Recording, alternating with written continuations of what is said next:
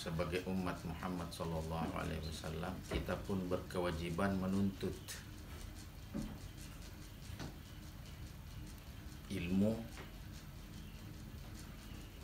pemahaman, keyakinan yang beliau ajarkan kepada umatnya. Dan ilmu, pemahaman, dan keyakinan itu perlu kita warisi dari guru-guru kita,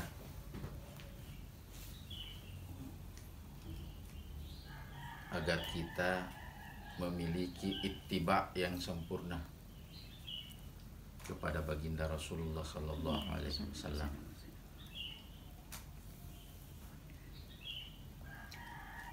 Di pagi hari yang cerah ini,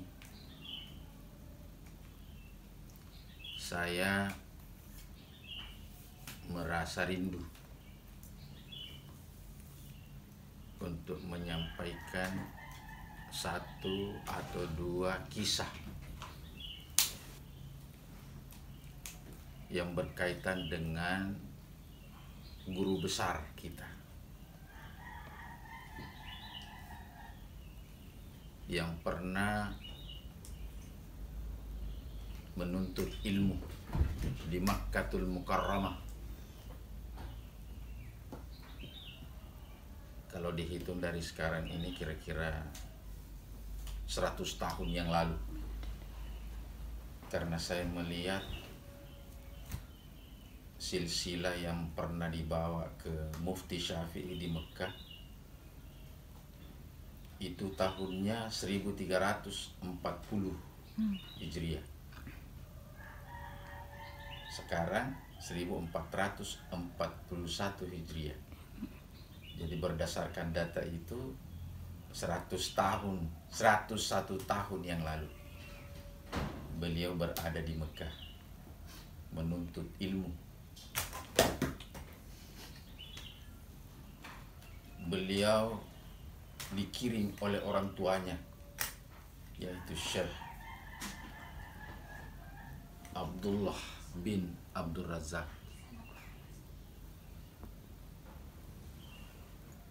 Maksudnya mengirim beliau itu bersaudara menuntut ilmu ke Mekah karena persyaratan yang namanya ahli waris itu harus punya ilmu. Ya. Jadi Syekh Abdullah ini adalah seorang guru tarekat, tahu bahwa untuk mewarisi ilmunya, mewarisi makamnya sebagai anri guru, murabbi, ya dia harus mengirim anaknya menuntut ilmu. Karena persyaratan seorang anri guru harus punya ilmu. Bagaimana bisa dia mengajar kalau dia tidak punya ilmu?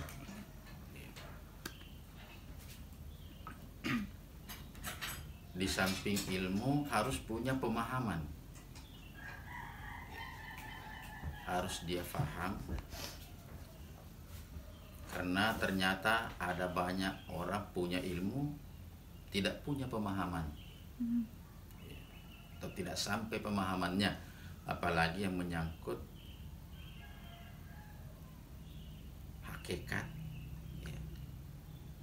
Itu harus terlebih dahulu orang itu sendiri faham, baru bisa mengajar orang lain. Bagaimana dia bisa memindahkan itu ilmu kalau dia sendiri tidak faham dan tidak mengerti?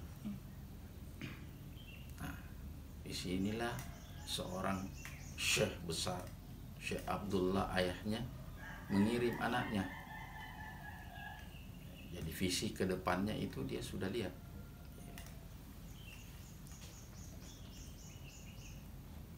Dengan penuh pengorbanan.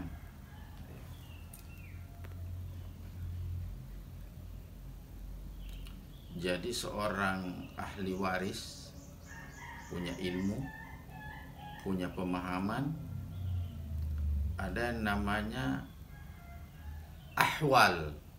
Ahwal itu peran. Sudah harus punya peran. Misalnya dakwah. Sesudah punya ilmu, punya pemahaman, punya ahwal, barulah kemudian atas rahmat Allah Subhanahu wa ta'ala seorang murabbi menurunkan maqam sesuai dengan petunjuk dan arahannya Allah Subhanahu wa ta'ala. Jadi persyaratan yang harus dimiliki oleh seorang guru mursyid, guru murabbi adalah ilmu, pemahaman, peran, dan maqam. Perlu diketahui bahwa ilmu, pemahaman, dan ahwal ini berkaitan dengan kasbi. Kasbi itu diusahakan, diikhtiarkan. Sedangkan yang berkaitan dengan maqam itu hak prerogatifnya Allah Subhanahu wa ta'ala lewat ilmu wahbi, bukan ilmu wahabi. Ilmu wahbi, ilmu pemberian. Inilah yang kemudian disebut di dalam istilahnya Ipuang itu wereh. Ya, wereh. Artinya bukan sesuatu yang diikhtiarkan. Ya, yang diikhtiarkan itu yang tiga: ilmu, pemahaman, dan ahwal. Maqam itu pemberian. Ini harus difahami.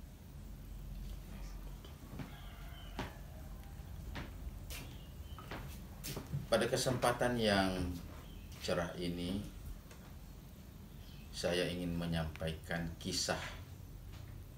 Kisahnya ini saya diceritakan oleh kakek saya yang pernah menjadi ajudan selama 16 tahun. Syekh Muhammad Soleh di Patekne.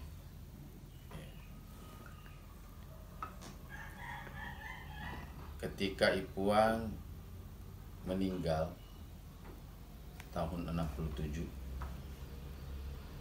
tanggal 4 bulan 6 kalau tidak salah. Tak lama kemudian dia kembali ke Sopeng beberapa saat, menjadi imam di kampung kelahiran saya.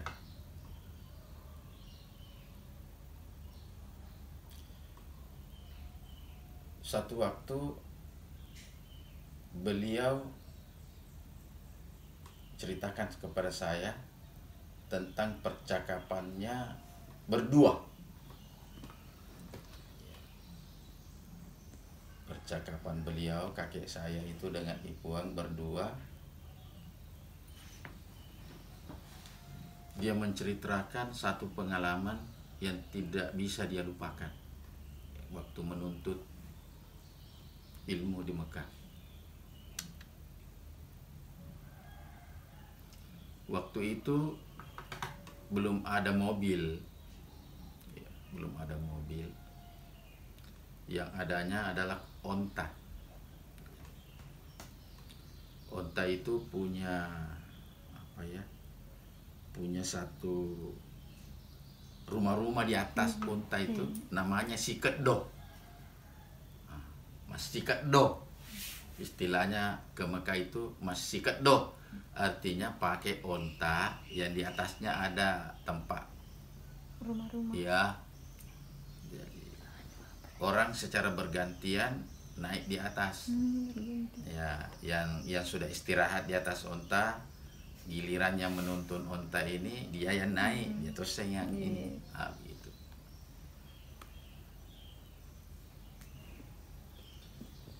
Jadi waktu itu dalam satu kafilah Ipuang mempersiapkan keberangkatannya ke Madinah. Bayangkan itu jalan kaki ke Madinah Dari Mekah. dari Mekah. Sekarang ini kan melalui hot mix 5-6 jam baru sampai. Kecepatan 120 km per jam. Dulu orang jalan kaki pakai onta, berapa hari itu baru sampai di Madinah. Artinya ekstrim. Ekstrim cuacanya, ekstrim medannya, ekstrim perampoknya. Orang sering dirampok di tengah jalan.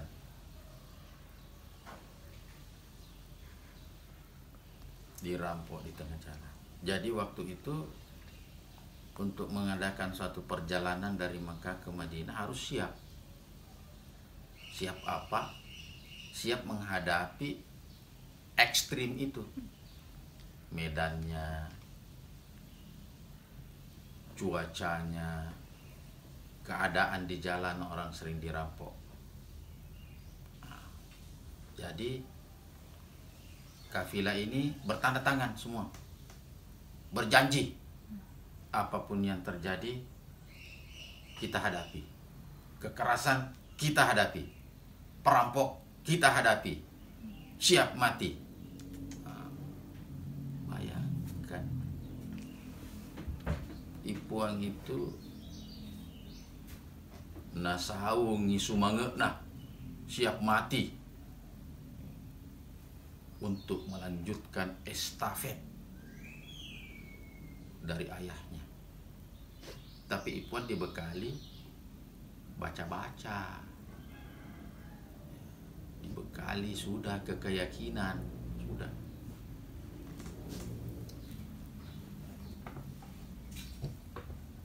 Singkat cerita, kafilah berangkat.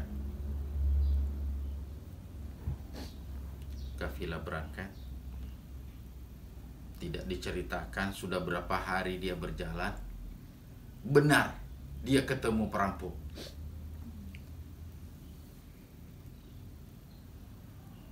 Tidak ada yang gentar menghadapi perampok. Yang bawa pedang siap dengan pedangnya, yang bawa tombak siap dengan tombaknya, yang dia bawa badi siap dengan badinya. Orang Bugis. Ipuan sempat menunjuk tombak. Itu tombak saya yang saya pakai.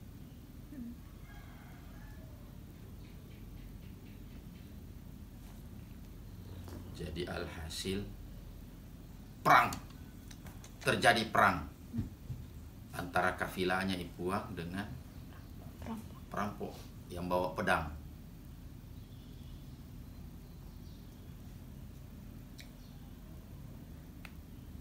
Ipuan sempat ditanya.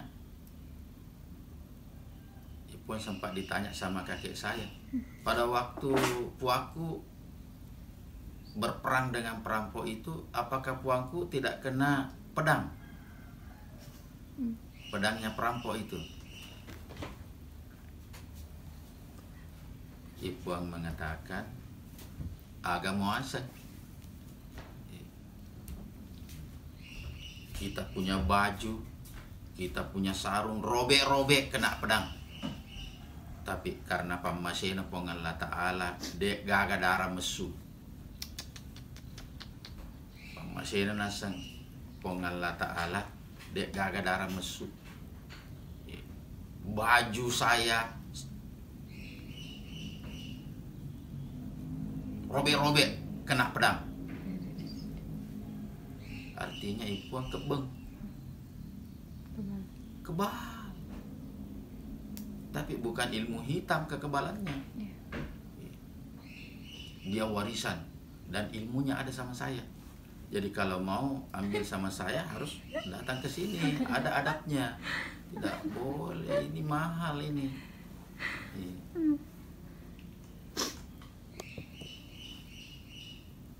Karena saya terima dari kakek saya. Tidak diajar gitu, saya diajar. Makanya saya terima juga itu. Tapi karena saya bukan pendekar, ya ilmunya terpendam, tidak aku pakai.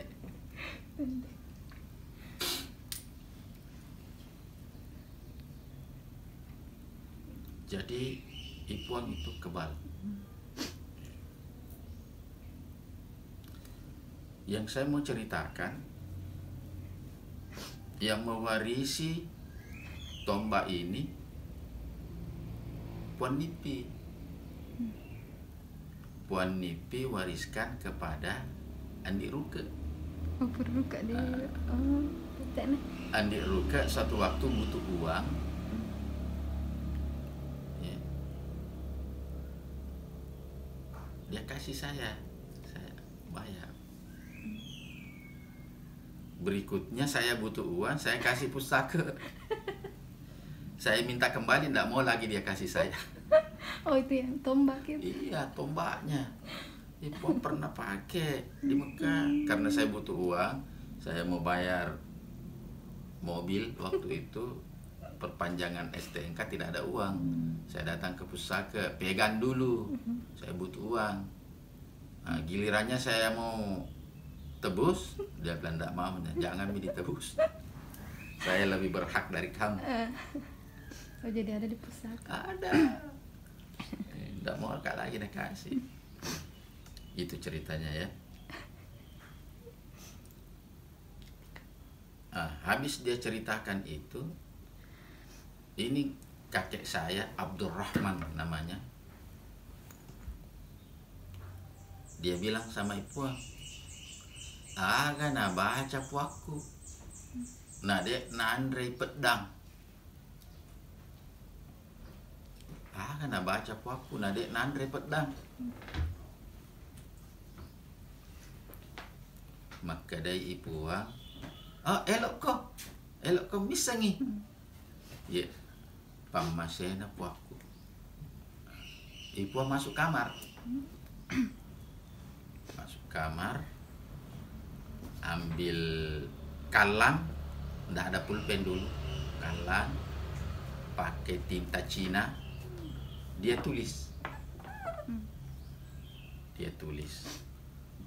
Jadi dia nunggu di luar, dia nunggu di ruangan yang di luar kamarnya. Dia nunggu. Setelah selesai Puang tulis baca-bacaannya,